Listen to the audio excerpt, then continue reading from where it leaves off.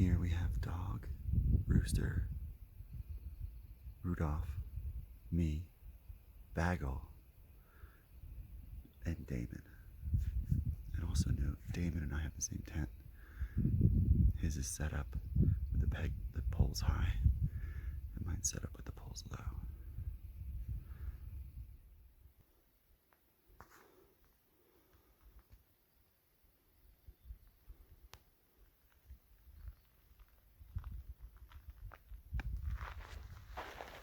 Hey, I'm Topless. I'm hiking the PCT. I'm about 735 miles in. And today we're gonna see a lake. So just a quick recap on yesterday. I woke up with All-Star, Brian, and Link. We got to our first water source. There was a bit of finding it. Ran into a bunch of other hikers that I do from Tehachapi and a couple new faces, which was awesome. Did a lot of hiking. So we were trying to get 20 miles, but we only got 17. And what happened was I was at that watering hole basically for too long. We got rolling late. I got ahead of everybody. I hung out at the watering hole waiting for them to show up. They took a long time, and then we kind of hung around and talked, and then we started rolling out again. And it just took all day to get nowhere, basically. Not nowhere, sorry. We went 17 miles, not 20. But on the second half of the day, in the walk, I ran into Dog, D-A-W-G, and Bagel from Boston, and I got to talk to them a lot. They were very interested in just what I do and the fact that I'm retired. They were like, what do you do? And I told them, I don't always tell people, and I got to get better at this. This is a note to self. I need to get better at just telling people what I do and not hiding it. For some reason, I kind of try to be undercover about being retired, and it's not doing me any favors. Every time I have these amazing conversations with people, it's because they talk to me and they kind of got it out of me. Wait, you retired when? How old are you? You retired at 37? What the heck did you do? And yeah, so we had a great conversation in transit while we were moving, which is great. I think we probably did 3 miles in an hour, they had a great pace. They were really moving. But yeah, so just so I can say it here, like if you don't already know, I retired at age 37 off my investment portfolio. I used to be a software engineer. I used to make video games. I worked for Namco, Activision, Sega, THQ, Zynga. I worked on Farmville. I worked on actually I worked on a lot of games. But ultimately it was a lot of hours. I was working 60 hours a week, and I realized I don't want this to be my whole life. So I was looking for something else. I found real estate. I bought a duplex. I didn't buy a house. My first house was not a house for myself. It was a duplex, and I rented out both units. And then I bought a threeplex with my significant other and just moved on from there. And so ultimately I retired off of my investment portfolio, and now I do whatever I want all the time. And it's pretty phenomenal. And I really love the conversation I had with Dog, because he's 23, I think, and he's already got a finance degree and is talking about starting his own company. He's talking about entrepreneurship, and I friggin' love it. I love hearing this young person tell me how they want to do it all differently and they don't want a 9-to-5. And also talking to me, he's like, holy crap, it's possible. I could retire early. I'm like, yes. And you know what? You're going to get bored. You're going to retire early. You're going to have a stream of cash flow. And you're going to realize you're not done yet. You want to do more. You're going to hike the PCT again. Like right now, I'm hiking the PCT. When I get back, I just got the itch. Like I'm going to join a bunch of entrepreneur groups. I'm going to start going back to SCORE, which in my town is basically a nonprofit that helps entrepreneurs and business owners. And I've got a bunch of business ideas that I'm really excited about that I'm just going to get rolling on. So retirement is a word that brings up like 70-year-old people doing nothing for the rest of their lives. But honestly, retirement means you do whatever you want all the time. And that's where I'm at. And it turns out whatever I want all the time is hiking the PCT. It's making new friends. It's catching up with old friends. And it's basically starting another business. So I'm I'm looking to start another business when I get back from this hike, so I'm excited about that. So anyways, I got on a long tangent there. If you want to know more about that, go to growwealthwithin.com. That's my training business for investment, growwealthwithin.com. And my other business, my other hobby thing is kinkypolyatheist.com, which is a YouTube channel. It's also a podcast, and I'm turning it into, or I'm talking about turning it into training, because there's so much training to be had around kinky, poly, and atheist things. So yeah, that's where I'm heading with that. Oh, I got a bee here. Let's see if I can get him on camera. Nope. He's literally flying into my screen because he's excited about the colors, I guess. Wow, that's cool. Get on camera, get on camera. Oh, he's gone. I'll have to cut that out. So anyways, having a great conversation with those two. I rolled on, eventually got to where everyone was camping, realized the sun was going down and it's getting cold in the Sierras, so we all kind of camped in the same space. We had about 10 people, 10 hikers, all camping in the same space, which was great. We all did dinner together, we laughed, we joked, it was a lot of fun. We probably made it to bed around 9, which is late for a hiker. And it was pretty wonderful. So I'm pretty sure I got a shot of them, a shot of all the tents when I got up this morning, but I rolled out first this morning because yesterday I feel like I spent the whole day waiting, and that's one of my triggers, actually. Something I'm working on is that I tend to wait for other people to like get moving, and I wait for people to join me. Like, I don't just go. And I'm taking a little more control here, and I'm just getting up and going because I got 23 miles today, and I'm not waiting for anybody today. I'm not going to end up doing another 17. Also, I only have so much food.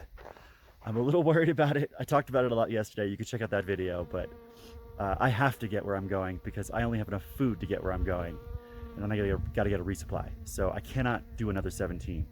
I have to do 23 today to get caught up and keep my food supply, which is very right on the edge right now, and keep myself fed. So more later. Hopefully we'll see the lake soon. Actually, here's an interesting detail I've discovered. I can't walk and eat. I'm 10,000 feet up, and the altitude is making it so hard to just like breathe that it takes all my breath just to hike. I can't walk and eat, so I have to stop to eat. That's a very interesting thing about being out here in the Sierras. And also, while I'm holding this, I had a couple tips that I dropped this morning. I made a playlist for through hiker and backpacking tips, and I haven't been dropping all of them on this channel, but I've been dropping some of them on this channel. So if you're ever interested in that sort of stuff, go check out my other playlist.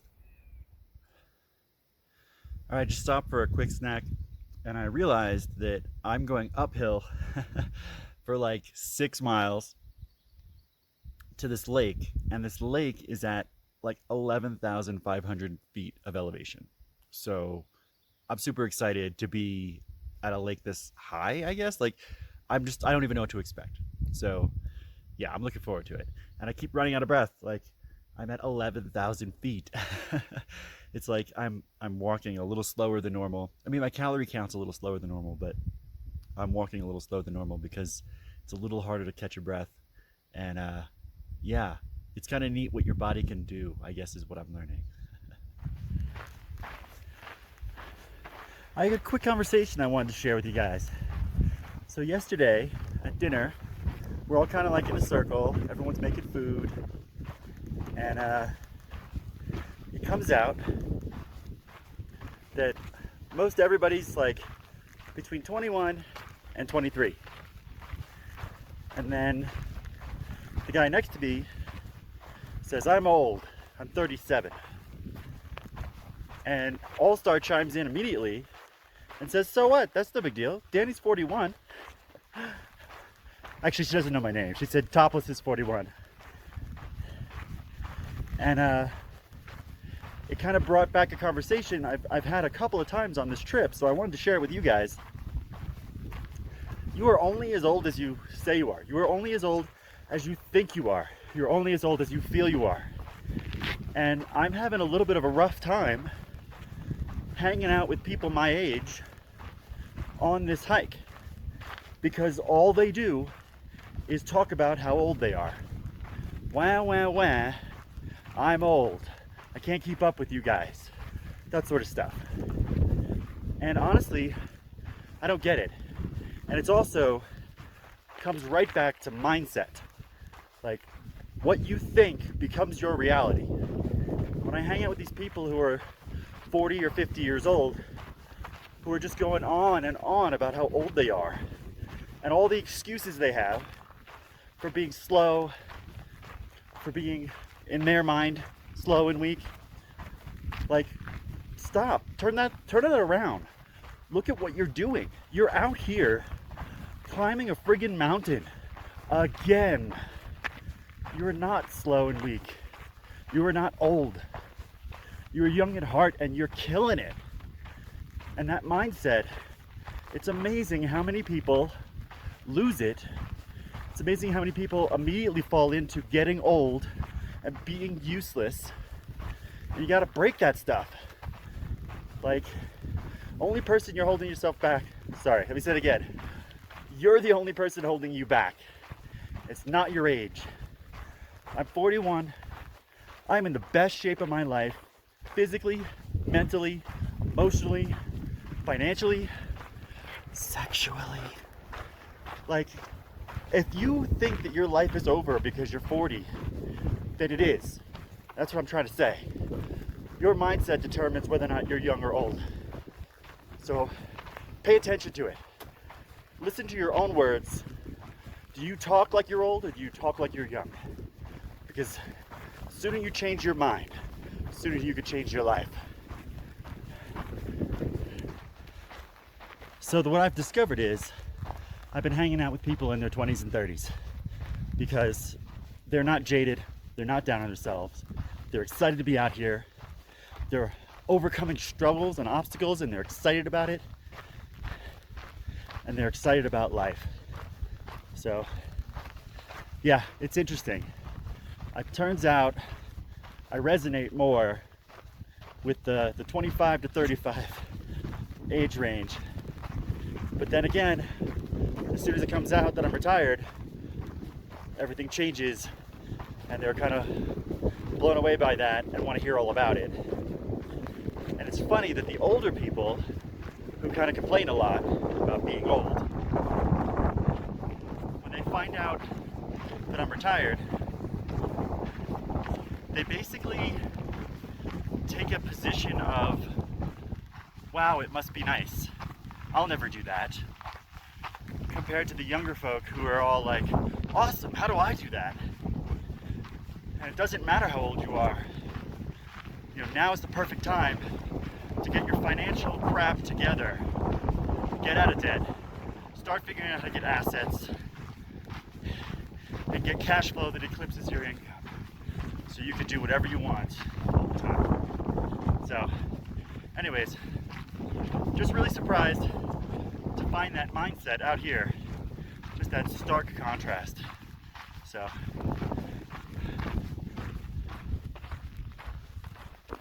watch out. Your thoughts become your reality.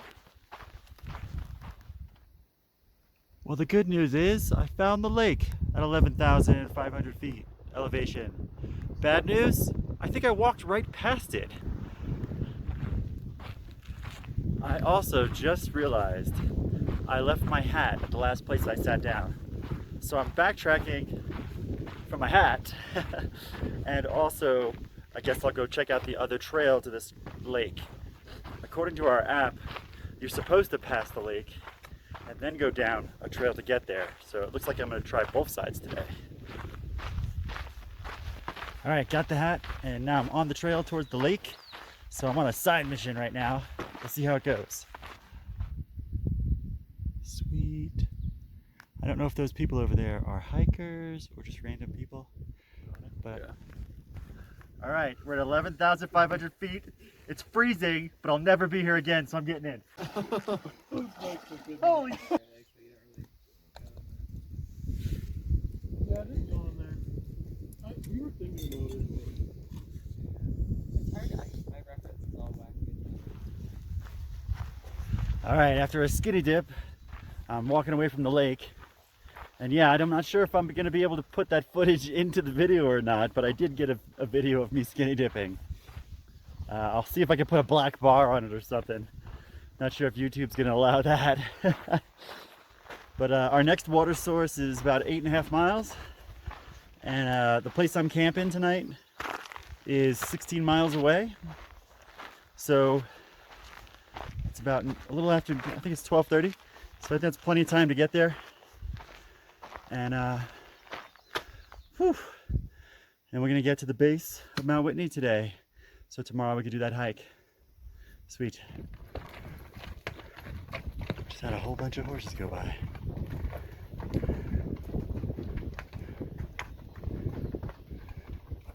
Hi.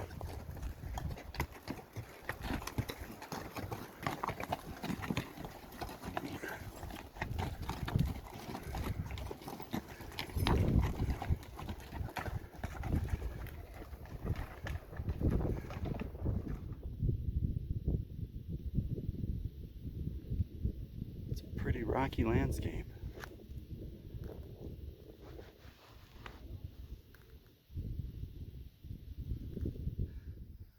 So I was just sitting here, like chilling by the side of a trail, taking a break, and these two hikers go by, and one of them says, "Man, it's like a desert out here."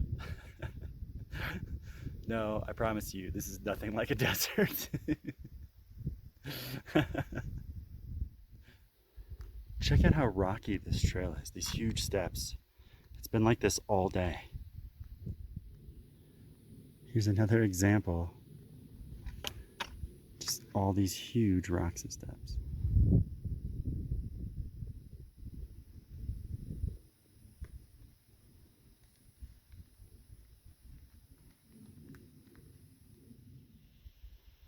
It's such an interesting landscape up here. There's like trees, but not a lot of trees. And the ground is all gravel. Very interesting. Ah, so here's a nice little stream. It's flowing pretty fast, it looks like. Oh yeah, like all in here. It's going really fast. But what's interesting is the streams happen so often now that I'm not even gonna stop. I do like this though. This is the path. Come straight through here. You gotta cross by, I guess, jumping across that, and then get back on trail. So the water I'm aiming for is 1 more mile forward.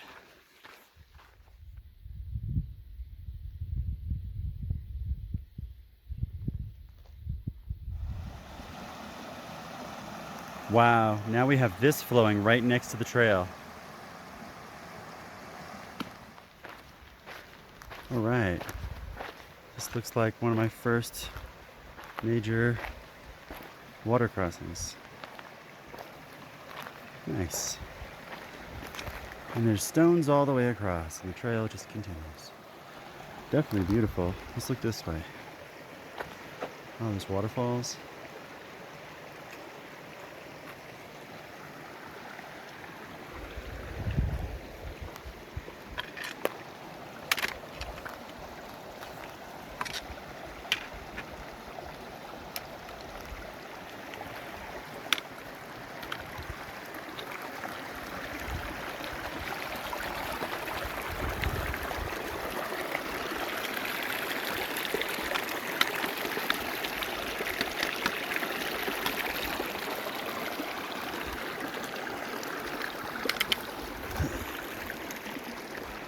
All right. And a view from the other side. I'm gonna grab some water and then just continue on. All right, so my next water is 1 mile up a brutal hill. And I just took a picture of it and I'll show you what it looks like in the elevation map. From there, I'm going 7 more miles from here today. So I'm gonna go carry as little water as possible, go a mile, get more water, go 5 more miles.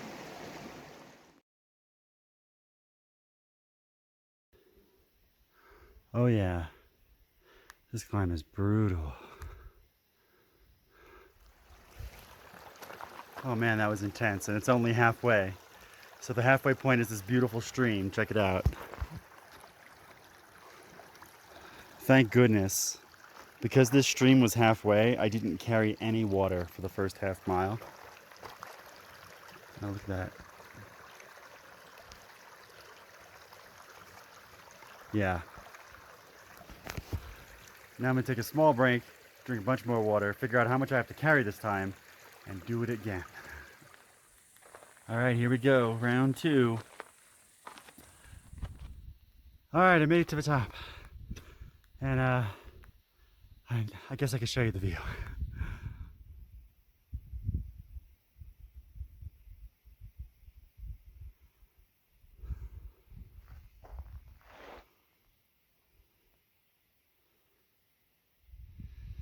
And here's the other direction.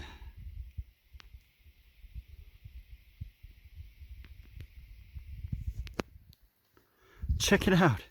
This tree is like totally giving this rock a hug. It's like really in there too. I can't. Wow. This all just opened up. It's amazing when the trees aren't all in your face.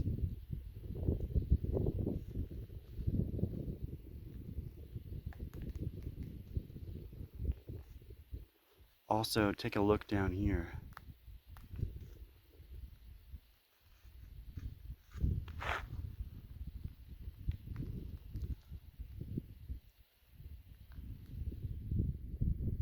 Check out how intense these switchbacks are. Like they're just straight down from here. Here's another water source. This is the junction of PCT and this is Whitney Creek. So this is where I'm gonna turn off and start heading towards the base of Mount Whitney. Pretty beautiful.